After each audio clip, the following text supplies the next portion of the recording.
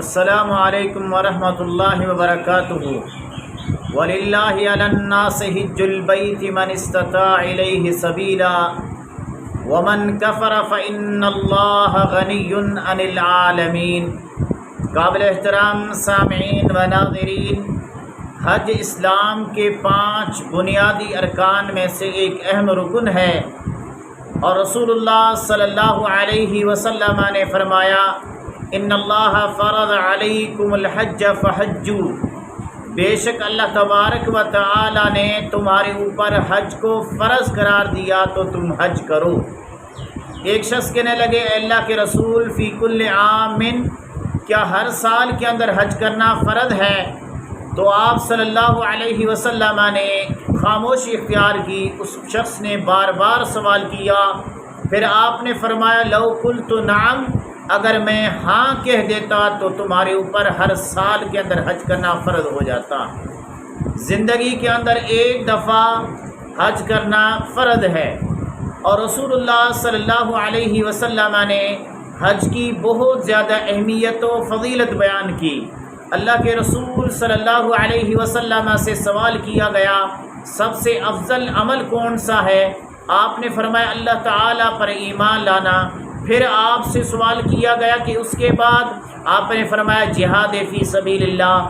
آپ سے پھر سوال کیا گیا اس کے بعد؟ آپ نے فرمایا حج مبرور کرنا۔ اللہ کے رسول نے فرمایا جس نے حج کیا اور نہ فسق و فجور گناہ کا کوئی کام نہیں کیا اور صحیح سنت کے مطابق حج کیا تو وہ اپنے گناہوں سے ایسے پاک ہو جاتا ہے جیسے آج ہی اس کی ماں نے اس کو جنا ہے۔ اور آپ نے فرمایا حج مبرور کرنے سے پچھلے سارے گناہ معاف کر دیے جاتے ہیں۔ اللہ کے رسول صلی اللہ علیہ وسلم نے فرمایا کہ جس نے حج کیا اور حج مبرور کیا تو اس کے لیے نہیں ہے بدلہ سوائے جنت کے۔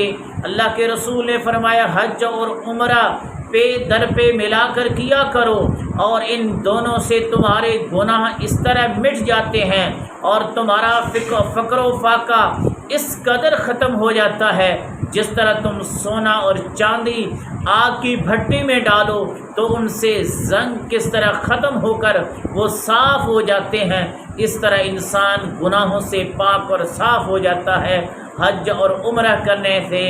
اور حج یہ صاحب استطاعت پر فرض ہے۔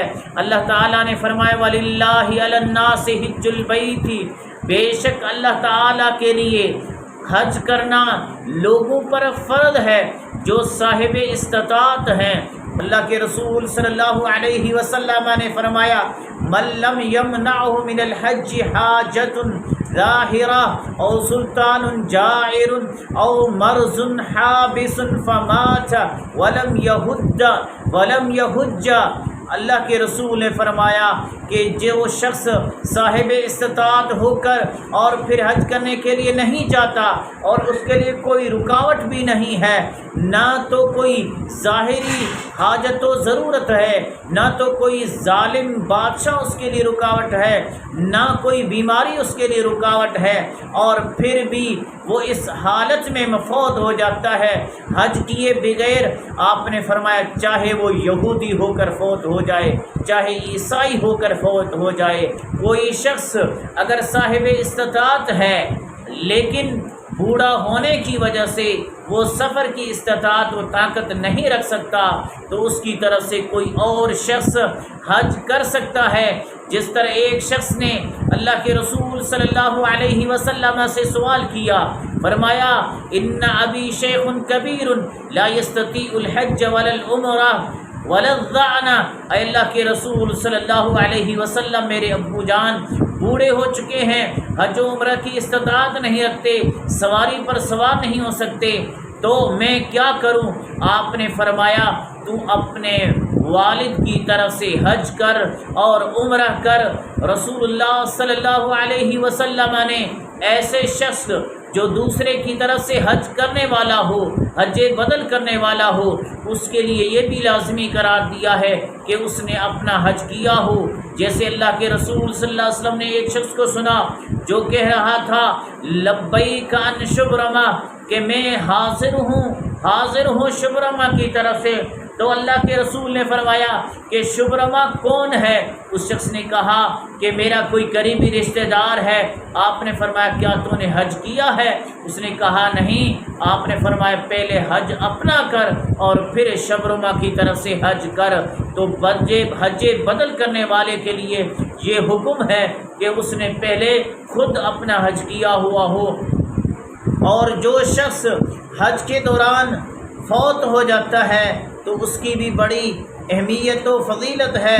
اللہ کے رسول صلی اللہ علیہ وسلم نے فرمایا اس شخص کے بارے میں جو دوران حج فوت ہوا، اس کی سواری نے اس کو گرا دیا۔ اللہ کے رسول صلی اللہ علیہ وسلم نے فرمایا اغسلوہ بماء وسدر، اس کو پانی اور بیری کے پتوں کے ساتھ غسل دو، اور اس کو اسی کے دونوں کپڑوں کے اندر، دونوں چادروں کے اندر، جن دونوں چادروں کے اندر اس نے احرام باندھا ہوا تھا انہی کے اندر کفن دو، اور اس کے سر کو مت ڈھانپو اور نہ اس کو خوشبو لگاؤ۔ فَإِنَّهُ، بے شک یہ قیامت کے دن اٹھے گا، اسی طرح اس کی زبان پہ صدا ہوگی لبیک لبیک اللہم لبیک لا شریک لک لبیک، یہ صدا اس کی زبان پہ ہوگی، اس لیے اس کو اسی طرح دفنا دو۔ ہم اگر حج کرنے کے لیے نکلیں تو حج کرنے والے شخص جب حج کرنے کی نیت سے اپنے گھر سے نکلتا ہے، ہر قدم پہ نیکی، ہر قدم پہ گناہ مٹا دیا جاتا ہے، ہر قدم کے اوپر اس کا درجہ بلند ہوتا ہے۔ یوم عرفہ جب حجاج کرام 9 ذی الحج کو عرفات کے میدان میں ہوتے ہیں، اس وقت اللہ تبارک و تعالی آسمان دنیا پر آتا ہے۔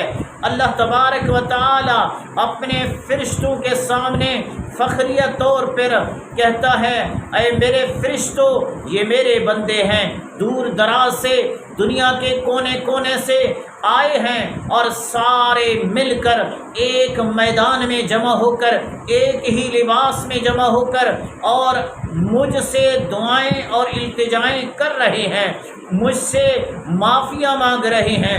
تم سارے گواہ رہو، میں نے ان کے گناہوں کو معاف کر دیا، میں نے ان کے اوپر رحمت سایہ فگن کر دی ہے، اور میں نے ان کی امیدوں کو مکمل کر دیا ہے، اور جو یہ دعائیں مجھ سے مانگ رہے ہیں میں نے ان کی دعاؤں کو قبول کر دیا ہے۔